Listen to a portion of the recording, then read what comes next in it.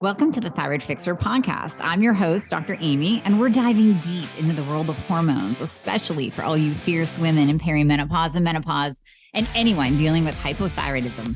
If you're struggling with weight gain, you feel like shedding those pounds is an impossible feat. If you're dealing with plummeting energy levels, gut-wrenching fatigue, or a libido that seems to have left town, then you're in the right place. And don't even get me started on the hair loss. If these symptoms are sounding all too familiar, you found your tribe. Welcome, because my goal is to educate, empower, and shake up your world. I want you to embrace every inch of that badass woman that you truly are. So if you're ready to dive in and fix things, let's get started.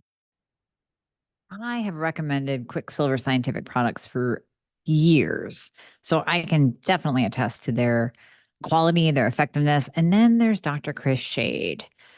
He is a genius when it comes to developing liposomal delivery systems that are unmatched. You cannot match his delivery method anywhere in the world. He is a groundbreaking scientist. So when we're looking at detox, specifically heavy metal detox, support of the liver, his detox protocols are amazing. The push couch liver detox is unparalleled. You don't need these lengthy, expensive detox programs. You just don't. Do the push catch, do the liposomal glutathione, throw in some GABA L-theanine to calm the nervous system, get great sleep. That's all you need. And here's the other kicker that I really love. He has a drink easy bundle. So we all know that alcohol is very, very toxic, but we're social creatures. Some of us like to go out and be social, have a beautiful glass of wine with a red steak, right? Well, with the Drink Easy bundle, you can do that without having the hangover effect the next day, without crushing your liver. It gives total support with milk thistle, bitters, liposomal glutathione, once again.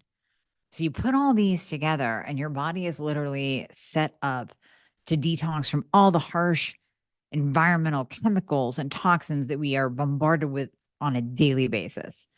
So you're going to go to quicksilverscientific.com/Dr. Amy and use the code Dr. Amy. That is going to give you 15% off your order. That's going to allow you to try the glutathione, the push catch, the Drink Easy bundle. So you're going to go to quicksilverscientific.com/DRAMIE and use the code DRAMIE for 15% off. There is nothing like this on the market. So if you want to get your hands on something very unique, then it's going to be Collagen Fixer 2.0. Here's what I did. Reblended it completely. Took 3 trademarked bioactive collagen peptides and put them together. One of them, Verisol. This is clinically proven to reduce your wrinkles and to reduce the appearance of cellulite and to improve your hair strength. So it helps your hair grow too. Number 2, Body Balance. This bioactive peptide has been shown to increase lean body mass and decrease fat mass. So now we're getting the reduction of cellulite. We're getting improved body composition. Oh, wait, there's one more. Fortigel. Fortigel supports cartilage tissue growth, helping those joints. So anyone with joint pain, if this is holding you back from working out, add this in. So now you get improved joints, improved mobility, improved body composition, better lean muscle, less fat, less cellulite, better hair, better skin, better nails, and some protein too. Why aren't you adding this in? There is nothing at all like it on the market. I'm pretty proud of this bad boy. Collagen Fixer 2.0. You know, we haven't yet talked about the gallbladder's connection with Hashimoto's and hypothyroidism yet on the show. And so many listeners, all you out there that are listening, maybe you had your gallbladder removed. Maybe you're facing it. Maybe you wish you hadn't, or some doctor just decided to rip it out because it was a good idea based on your symptoms.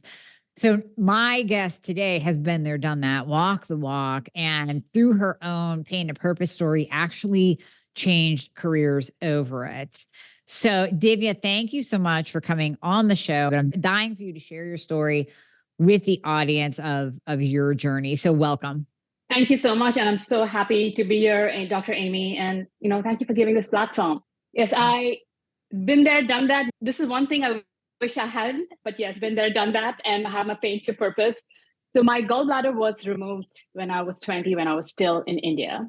But just to back up a little bit, I'm an Indian immigrant. This year marks year 20 in the US, and I spent a couple of years in Pittsburgh. I know that's where you're from, so Yeah. that's where I went to for my master's. And I came on a very stereotypical path. Did my engineering in India, came here to do my master's, and then started working in corporate America and high stress, go. I worked in New York City. So I worked in corporate America for 15 plus years. And never in a million years I thought I would be doing so different, telling my parents, sorry, you spent thousands of dollars on my education. I'm going to switch careers. But my journey started with my own health challenges and sometimes, and also watching my mom go through a health challenge. I think I had both going for me, unfortunately.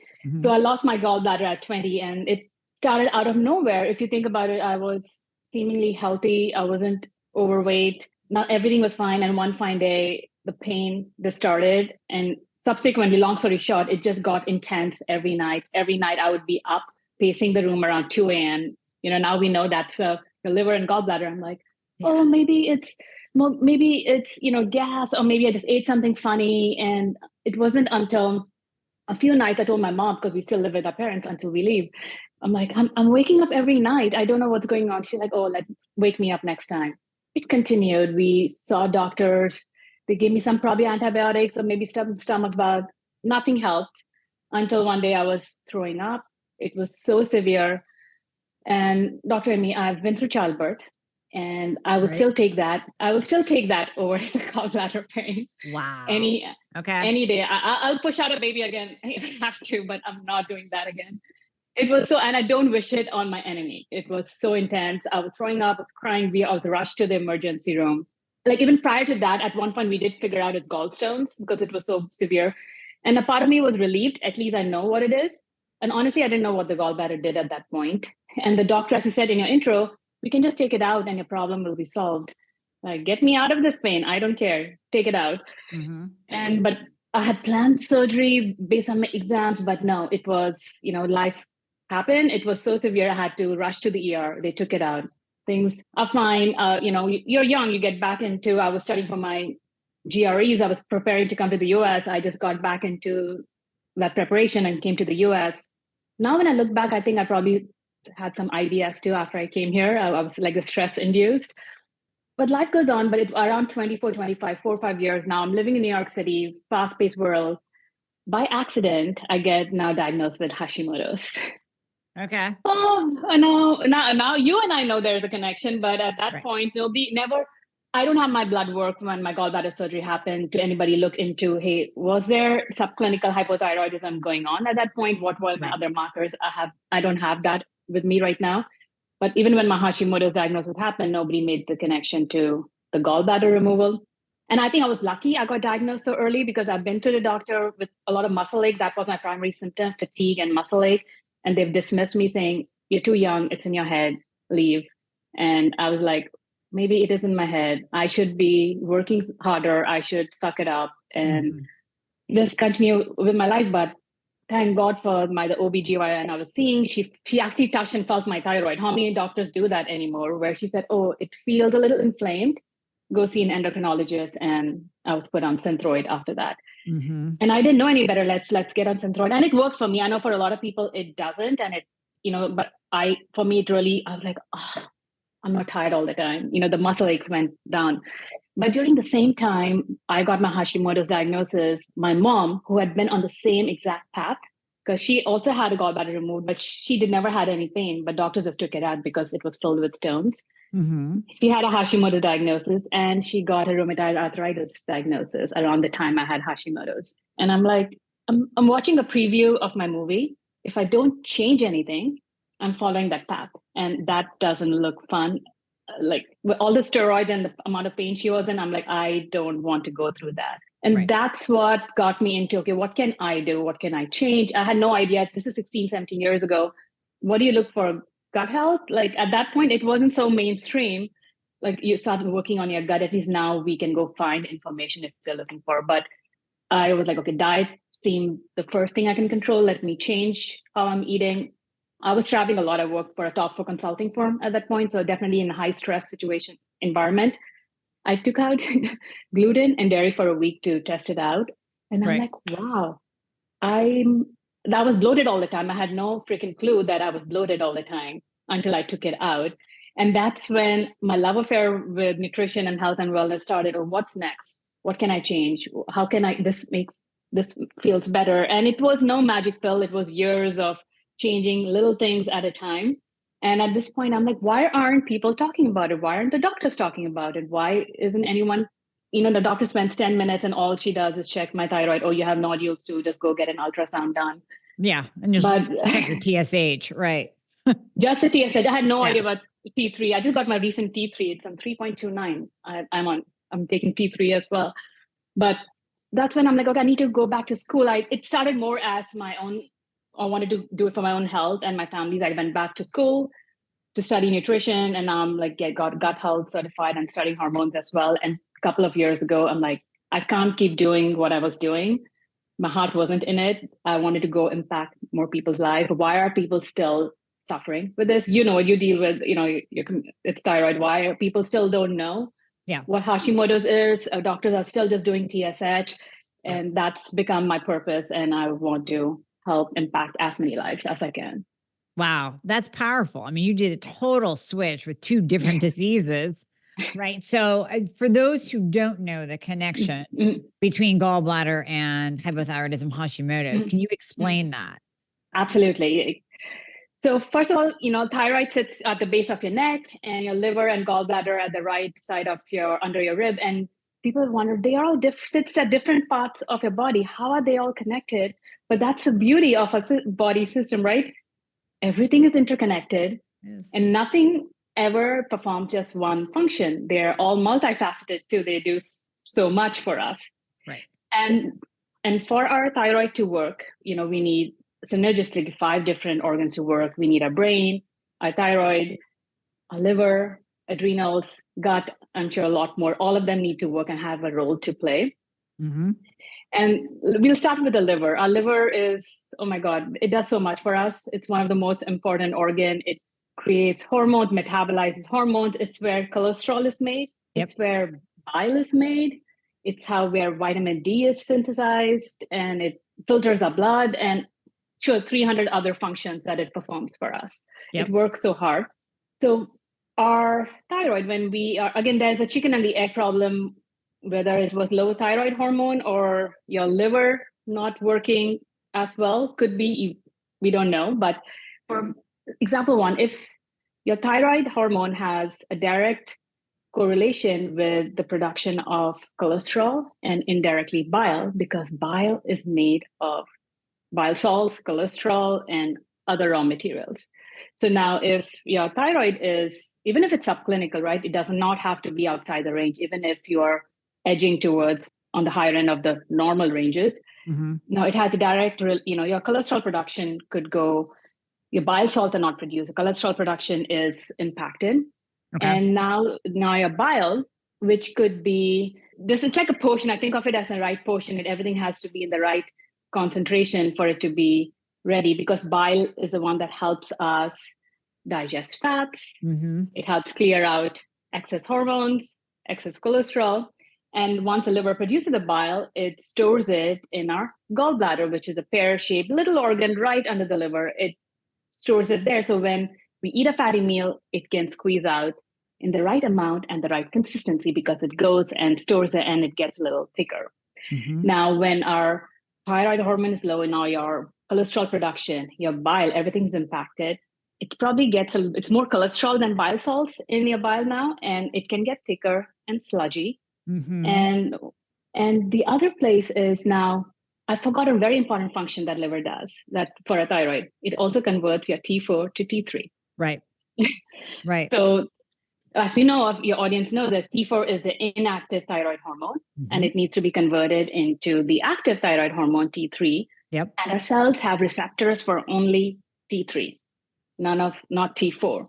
So now that conversion is also impacted. So we don't have enough T3. So now each of the cells uses T3 to function. So Now, even your gallbladder has a receptor for T3 so that it can contract and squeeze out the bile when we eat a fatty meal.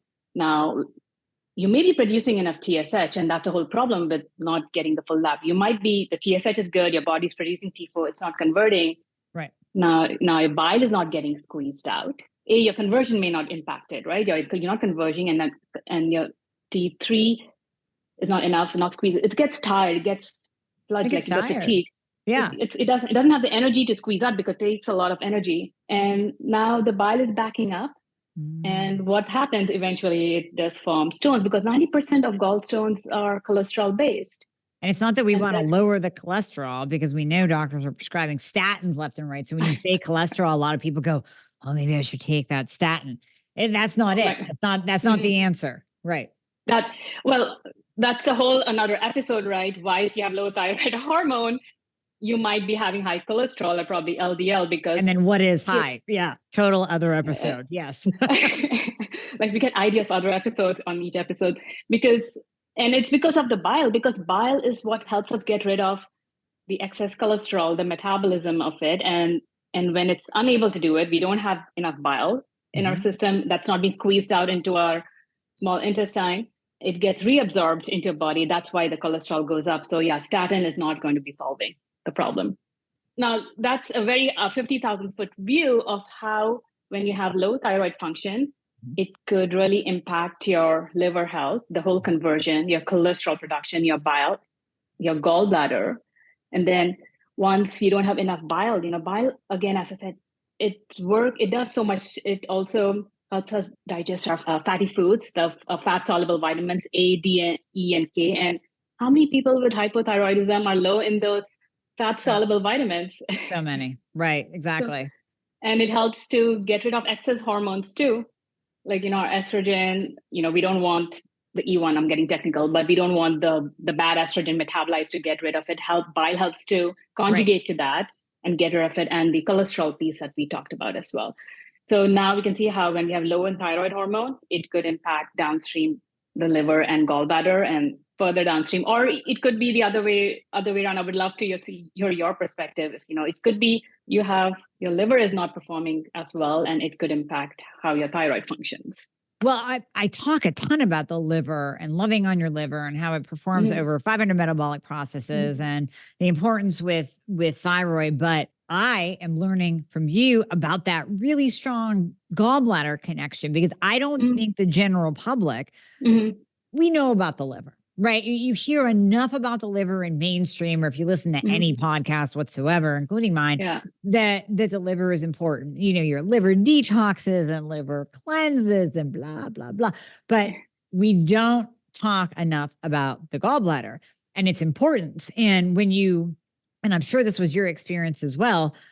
I've had many patients that had their gallbladder taken out. And the question I always ask them is, did the doctors go over what you need to do after you have your gallbladder out? Maybe take some ox bile, take some TUDCA, support it. No.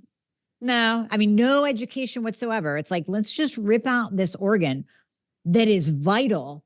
And oh, by the way, you might have issues with your liver. You might get Hashimoto's. You might have all these other problems because we just took out an organ and we're giving you no information or education afterwards whatsoever on how to take care of yourself. So this is very enlightening, actually, of how important the gallbladder is. And I have so many other questions for you that I won't get into yet. I'll let you keep going. Yeah. I'm checking in with you. How's your energy these days? How's your skin? How's your muscle strength? These are things that are very, very important to me. And I know just from research that after the age of 30, our mitochondria starts breaking down. And these are the powerhouses of the cell that provide us with muscle strength and better skin and abundant energy through the day. So I've added in something that I wanted to share with you, Timeline Nutrition's MitoPure. So when we look into research into healthy aging, it really focuses on that pivotal role that our mitochondria plays in our body. And without our mitochondria working at top notch, then health is just declining. And that's not what we want. Daily wear and tear on our mitochondria is inescapable, but we can do something about it now. Timeline Nutrition's MitoPure is the first supplement that has been clinically shown to replace and rebuild damaged mitochondria. And this results in a boost in cellular energy. And actually, research has shown that individuals experience an increase in muscle strength and endurance without even altering their diet and exercise routine. So, I mean, I can personally attest to feeling the difference. I am now going to ask you to feel the difference. So I invite you to go to timelinenutrition.com. They're giving my community 10% off of MitoPure if you use the code Dr. Amy. So you are going to go to timelinenutrition.com/Dr. Amy and use the code Dr. Amy, DRAMIE. So timelinenutrition.com/DRAMIE and use the code Dr. Amy at checkout. No, and absolutely right. No, my doctor never told me.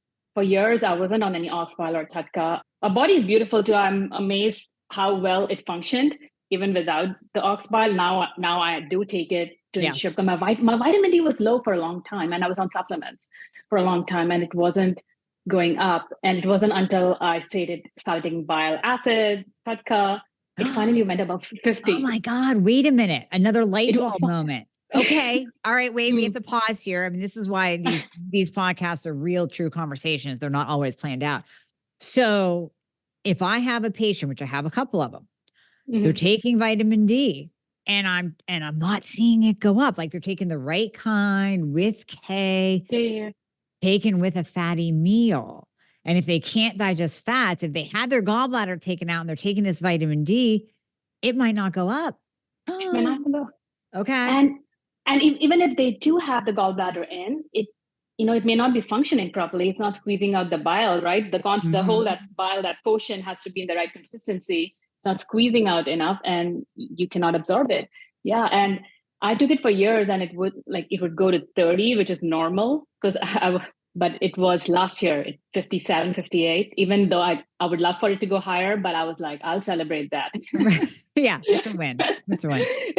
It's a win. And you saw right earlier, the doctors, it's like an appendix, right? Even though appendix has a role, we don't need the gallbladder. Take it out. It's I want to say for everyone, like I don't have one and it functions, and I don't want anyone to feel bad about, oh, I got it, I shouldn't have taken it out. Maybe for some people it's absolutely life-saving. Maybe it was. That's why I want to believe maybe I was in such dire situation where that was the only solution. Yeah, and if you're there, but if we catch it early, right? I can talk about some signs that people could be experiencing. If we catch it earlier on, we can save this vital organ, start supporting our liver and gallbladder so it works for us. Right. Because in the US, I was looking some stats, it might be a little dated, like 2021, 22, like 600,000 gallbladder removal surgeries are performed in the US alone. Okay. Yeah, that's a lot. It's a lot. So how many of them can be saved? How many of them may have to be taken out? And yes, you're right. And then what do you do afterwards?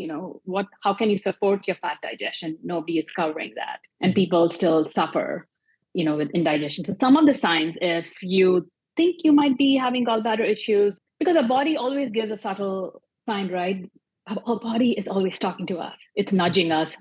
And maybe mine was nudging too. I just never knew how to listen until it started yelling at me. Yeah. When I was screaming, I was, gosh, I have PTSD from that. But really? That's not yeah. I mean, I think a lot of people do have PTSD from not having all of the information, up front and then making a decision. But yeah, and what they've gone through. It's as I said, liver, push up, squeeze out a baby any day than that. But so as you said, your gallbladder sits right under your liver on the right abdomen. So if that feels a little inflamed and if it hurts, maybe that could be something to look at. That's more physical. Some people feel that. The other is you feel bloated after eating a fatty meal. And, bloating could happen, if you have Hashimoto's or hypothyroidism, we know gut plays a huge role, and people could have SIBO or SIFO, and that you will have bloating all the time with that, a lot more bloating. But especially after eating a fatty meal, you're bloated and perhaps burping a lot. That's not that's not fun. So that could be a sign, like, and maybe stomach distension after eating a meal. And again, going back to your low in your fat soluble vitamins, A, D, E, and K, because Yep. we need our A for our eyes, E is our antioxidant, K is for blood clotting. They perform such important functions, and we can see the domino effect down the stream. And then there could be just the gallbladder attacks, which again could start a little subtle, but then they can really get really intense really fast. So that could be some subtle signs as well. And that people could, start. And again, and if you have hypothyroidism, you already know that, check your liver and check your liver, your AST, ALT, Yep. alk phosphate. I think GGD, not everyone runs that, but those could be some good tests to see your liver markers. But there's no actual gallbladder marker. Not that I'm aware. But I'm just asking. No, I don't think so. I've been looking and trying to find it. There isn't. The bilirubin could be one that, if that's, you could connect it. But I could, because liver plays a huge role and cholesterol plays a huge role in hormones, right? Our hormones are made of fat, right? And a lot of people, if they're having hormonal issues or estrogen dominance or, high cortisol, you can, maybe this cholesterol is impacted and we are having a whole lot of hormone issues, and probably bile is impacted too. Bile also helps to get rid of conjugating to estrogen and getting rid of those too, right? So when I do the gut test, stool testing, if I see the beta glucuronide is high, okay, now bile is, it was high for me when I did my stool test, and I did not have any symptoms, but my beta glucuronide was high. So I don't have enough bile. It's not that bile is not getting produced, right? For everyone who don't have a gallbladder, it is getting produced, but it's just getting squeezed directly into the small intestine as it's getting produced. So I can't really, there's no storage. The storage system is out. So I cannot really store it and make it thicker as needed to make it available when I eat a fatty meal. So I have to support myself with bile acids when I do eat a heavy fattier meal, for sure. So, okay, we know you're talking about a GI map, and I want to let people know. So with GI map, that is a functional test, and she's talking about the beta glucuronidase marker on that test. Now, not all y'all are going to go out and spend $450, $500 on a GI map stool test. So, am I correct in saying really the only way to, if someone said, okay, I'm listening to you and I have some of those symptoms, I probably should go get my gallbladder checked out. Is it just an ultrasound? Like, how do they tell whether you have gallstones, sludge? How does conventional medicine tell? Yeah. The conventional medicine, it's only the ultrasound, right? They'll do an ultrasound to check if there are stones. And if it's sludgy, honestly, I'm not sure if they can tell or what it would tell you, what they would say. They may not even treat it or suggest anything until it gets to the stone form, until they, turn into stones. Yep. But if you start, if you feel the symptoms, that I just talked about, if you're feeling that, and if you have hypothyroidism, you do want to support your liver, which I know you talk a lot about, which in turn will start supporting your bile flow as well, just flushing it out and supporting that with TUDCA or with, bile salts that could help. So if you have a hypothyroidism issue, you got to take care of because of your liver and gallbladder, or if you had your gallbladder taken out, or you have liver and gallbladder issues or non-alcoholic fatty liver, which is so common these days, you may want to get a full thyroid panel to see, is it your low thyroid hormone that's causing it? Because the doctors will not run it, or they'll just run the TSH and say all is good. Okay. Yeah, that makes sense. And I think, so what do you do with your patients, your clients who, let's say they don't want to go through the hassle of getting the ultrasound, and maybe insurance will pay for it, maybe they won't. But how do you just support the gallbladder, or even for people that don't have symptoms yet, and they're listening to you going, my God, this is an important organ. Like, I'm having trouble converting T4 to T3. I'm having liver issues. My ALT and AST are high, even though I'm supporting my liver. What do you use with your clients to support and or address gallbladder issues? Perfect. So I will, like nothing, there's no magic pill. If there was, you and I would sell it, bottle it up with your supplement company and go sit on an island. So I really want, it is nutrition, it is lifestyle, and some supplements. I think I'll break it down into those 3 buckets. Okay. So even if you have a gallbladder, or if you don't, from a nutrients, you want to support your liver, and liver loves bitter foods. So we can, adding more cruciferous vegetables, adding more arugula, endives, artichokes, beets, Okay. to support your liver health. Milk thistle, dandelion tea, those are something I would recommend to support your liver, even garlic, onion. So all the food nutrients that will help with supporting your liver and detoxing. Okay. And the other is when it comes to lifestyle practices, you want to sweat. Let's go out and exercise is important. Okay. You want to sweat because supporting the detox. Liver does a ton. I know skin can also help. So, and if you can't exercise for whatever reason, go get a sauna. Sauna is a great way to help promote that as well. Yep. And I love castor oil packs on my liver. That's something that I use. What's the deal with that? Okay. So I've had questions on castor oil. This is great. Mm.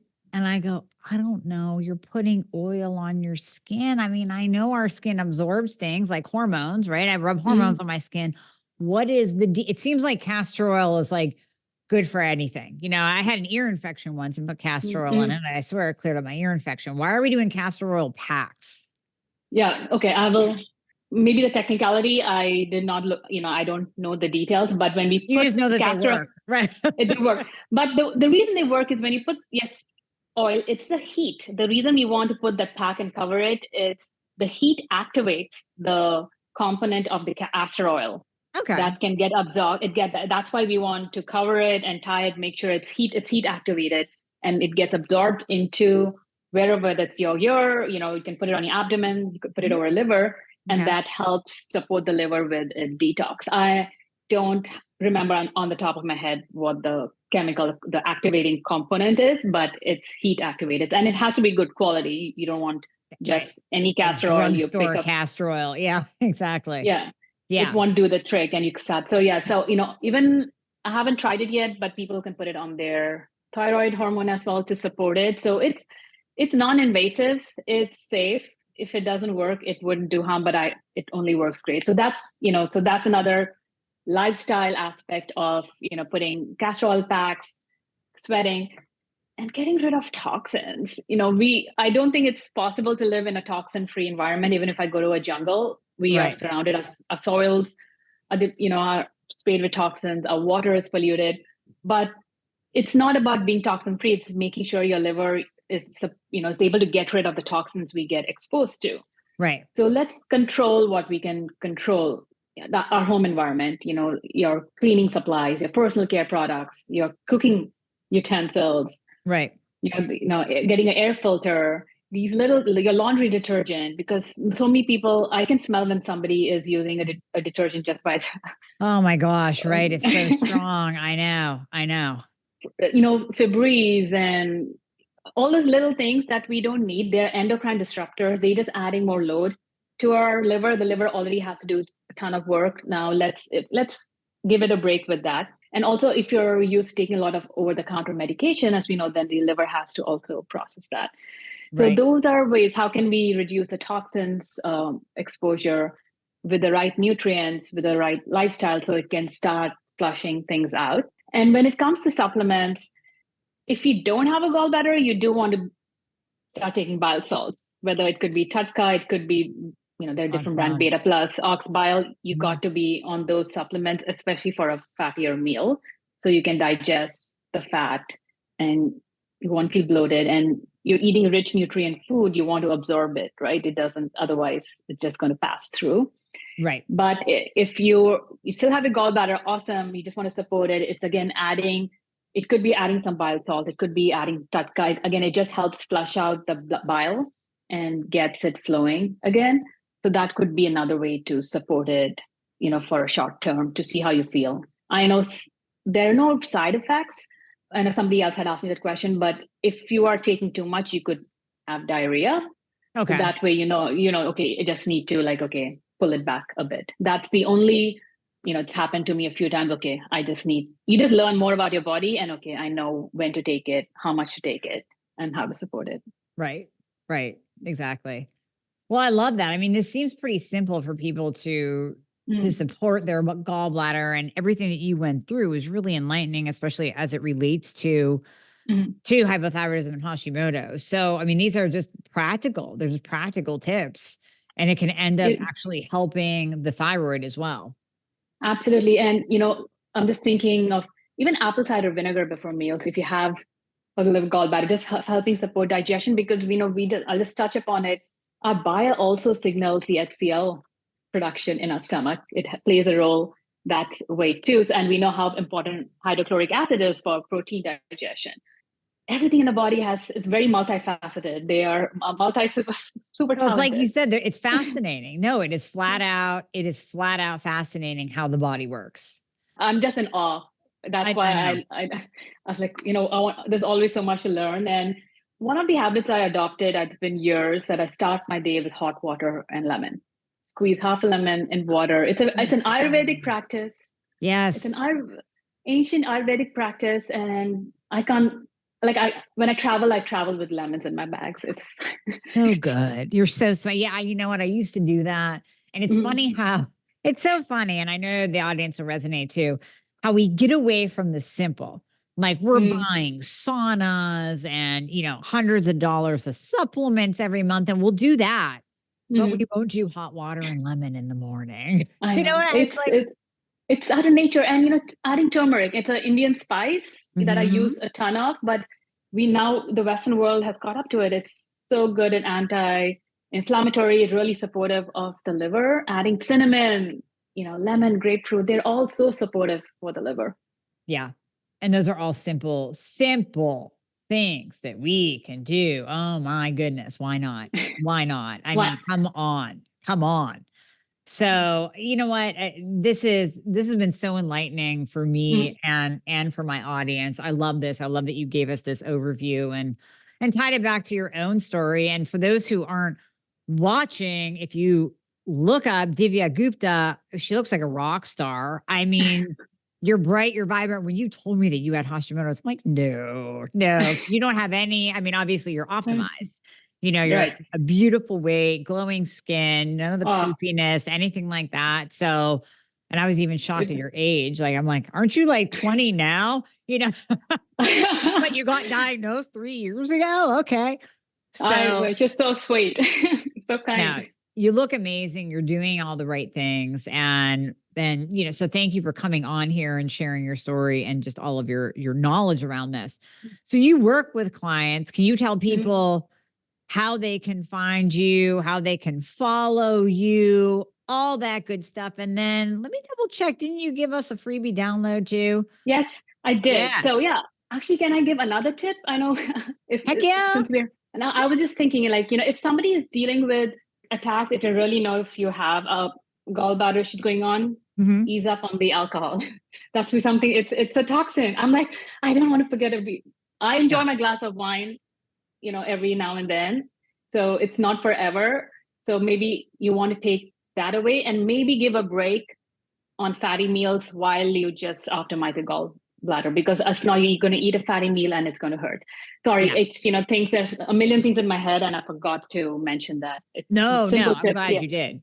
Well, because the alcohol plays a role with the liver too. And honestly, I mean, I know Huberman has a whole lot of, bad PR going on right now, but if you go back and you listen to his alcohol episode, oh my God, it's just so enlightening and so eye-opening. And he really breaks down the science. It's not like a pedestal, don't drink, you shouldn't drink kind of episode. It is, if you choose to drink, we want you to know how it works in your body and what's happening in your body and the effects that can occur, like increased risk of breast cancer and all that.